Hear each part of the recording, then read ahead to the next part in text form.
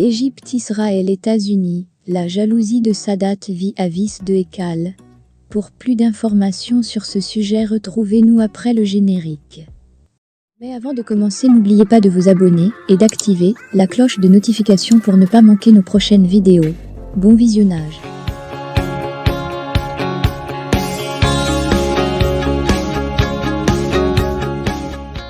Abdallah Assinaoui est l'auteur de l'ouvrage Achille blessé sur la guerre d'octobre 1973. Éditorialiste au journal Aram, en ligne, il est en outre contributeur au quotidien libanais Al-Akhbar.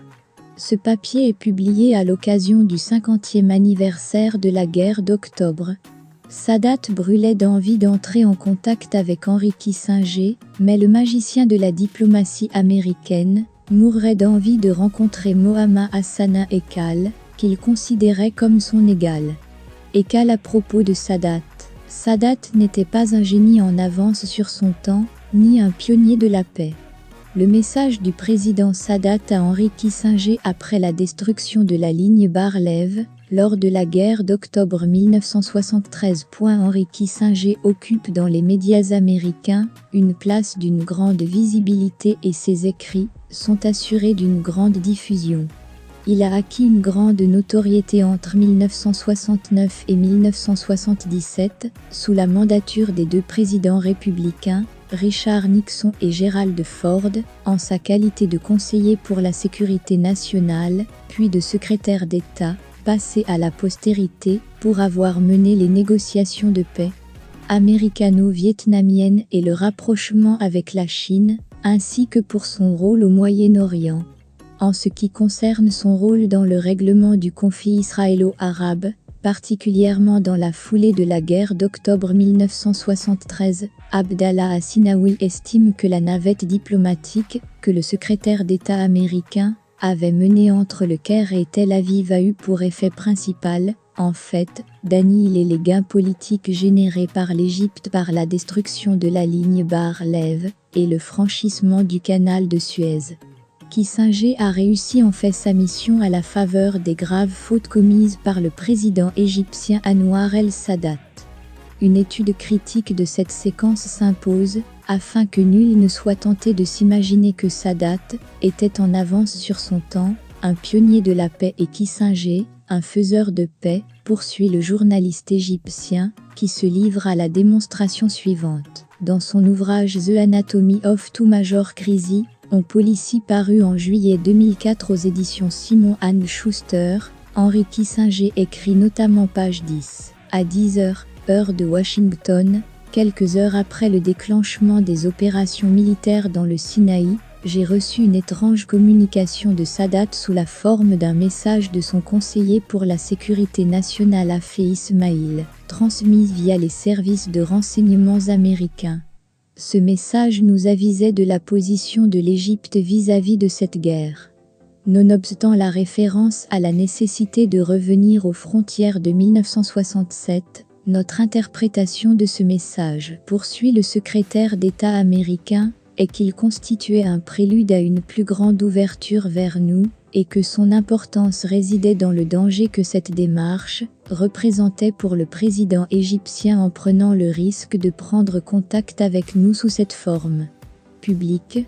En Amérique, rien ne se fait dans les coulisses. Il est clair que quiconque a pu soutenir une telle affirmation nourrit une vive hostilité à l'égard du président Sadat, a déclaré M. Moubarak prenant la défense de son prédécesseur, dans une longue interview télévisée diffusée en avril 2005. En fait, Moubarak visait Mohammad Hassan Ekal, l'ancien conseiller du président Gamal Abdel Nasser. Ekal avait en effet assuré auparavant, lors d'un entretien télévisé, que Kissinger avait confié à ses collaborateurs son impression selon laquelle Sadat a franchi le canal de Suez et se contentera de s'y fixer, sans aller au-delà, doutant que le président égyptien pousse plus loin son offensive contre l'armée israélienne. Sinaoui poursuit son analyse en ces termes. En fait, Kissinger ne se livrait à aucune supputation, pas plus qu'il n'a été saisi d'une quelconque inspiration divine. Il était parfaitement au courant de la situation pour la simple raison que Sadat l'avait bien informé de ses intentions quant aux suites des opérations militaires égyptiennes sur le front de Suez. Sadat brûlait d'envie d'entrer en contact avec En fait, Sadat brûlait d'envie d'entrer en contact avec le magicien de la diplomatie américaine, alors que ce dernier était, lui, désireux de faire connaissance avec Ekal.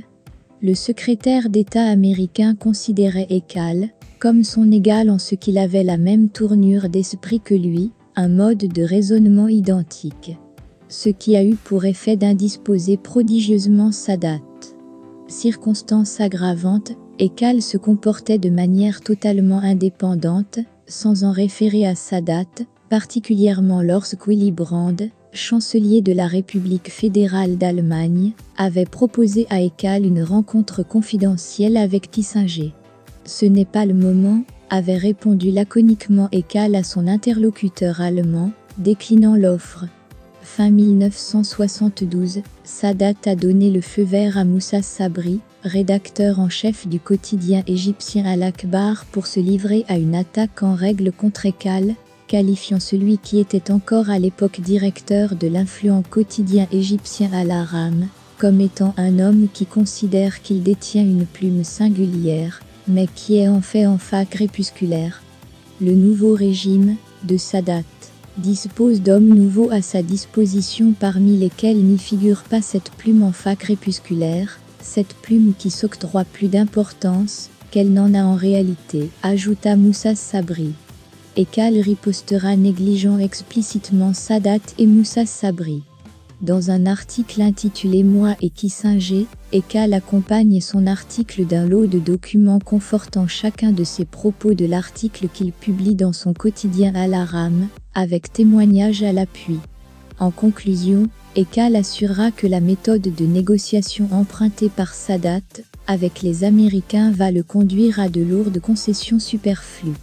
En date du 18 décembre 1974, dans un de ses derniers articles parus dans Al-Ahram, il consignera ses observations dans un article intitulé La méthode de négociation israélienne. Une des règles scientifiques d'une négociation est de ne jamais entrer dans les détails et la décision ne doit jamais être définitive. Un homme qui dispose de vastes pouvoirs va être constamment invité à faire des concessions, car il détient le pouvoir de décision, admoneste-t-il à ses deux détracteurs. Du 5 octobre 1973 au 1 février 1974, soit de la période allant de la veille de la guerre d'octobre 1973 jusqu'à la veille de son éviction d'Al-Ahram, Ekal a écrit une série d'articles qui ont débouché sur sa rupture définitive avec Sadat. Ces articles ont été consignés dans un ouvrage intitulé À la croisée des chemins. Ce faisant, Ekal a voulu signifier à Sadat qu'il était différent de lui et assumait la responsabilité de cette différence. Le différend Ekal-Sadat reflétait une divergence stratégique. Le conflit Sadat-Ekal ne relevait pas d'un motif d'ordre personnel et ne constituait pas un différend passager. Il reflétait une divergence stratégique quant aux options contradictoires de Sadat dans sa conduite de la guerre d'octobre, de même que sur le jeu diplomatique qui se déroulait dans les coulisses. La grande différence entre la pensée stratégique israélienne et la pensée stratégique arabe est que les Israéliens pratiquent le jeu d'échecs alors que les Arabes jouent au backgammon, a observé Ekal, fustigeant la démarche diplomatique égyptienne. Sadat n'a pas cherché à masquer son irritation face au message codé que lui a adressé Ekal, particulièrement la référence au backgammon pour l'évidente raison que le jeu d'échecs suppose une réflexion approfondie, alors que le backgammon se fonde sur le hasard des dés. Kissinger a pris connaissance de l'article de Ekal, alors qu'il était en route pour son premier voyage au Caire. Le secrétaire d'État américain n'a pas masqué son admiration devant cette comparaison et en a fait part à Ekal. 8 mois après l'éviction de Ekal d'Al-Ahram, Sadat prend contact avec l'ancien confident de Nasser et l'invite à renouer le fil de leur relation. Ekal a participé, d'une manière ou d'une autre, aux négociations avec Henry Kissinger dans la première phase des pourparlers visant au deuxième désengagement des forces égyptiennes et israéliennes. Ces négociations-là se sont déroulées à Assouan en mars 1975. Ces négociations ont échoué, et je ne regrette pas leur échec. Mieux, j'ai plaisir à croire que j'ai ma part de responsabilité dans cet échec, admettra Ekal. Tout en ne cachant pas son admiration pour Kissinger, Ekal a longtemps mis en garde, de manière insistante, contre les pièges que le secrétaire d'État américain pouvait tendre aux Égyptiens en vue de les priver des bénéfices de la victoire militaire qu'ils ont remportée sur le front de Suez. Ekal s'est opposé au choix de Sadat. Il a formulé ses objections dans des documents certifiés, qui ont servi d'argumentaire au mouvement national d'opposition égyptienne aux accords de Camp David, préludant au traité de paix de Washington, conclu entre l'Égypte et Israël, en mars 1979. Sadat n'était pas un génie en avance sur son temps, ni un pionnier de la paix, selon l'expression de Mohammed Hassana Ekal. Kissinger n'a pas eu besoin de beaucoup d'efforts pour mettre en route ce qu'il est convenu d'appeler le processus de paix, qui nous a conduit à la paix des braves, à la normalisation gratuite y afférente, et à la fin de l'immunité de l'espace national arabe, conclut Abdallah Assinaoui.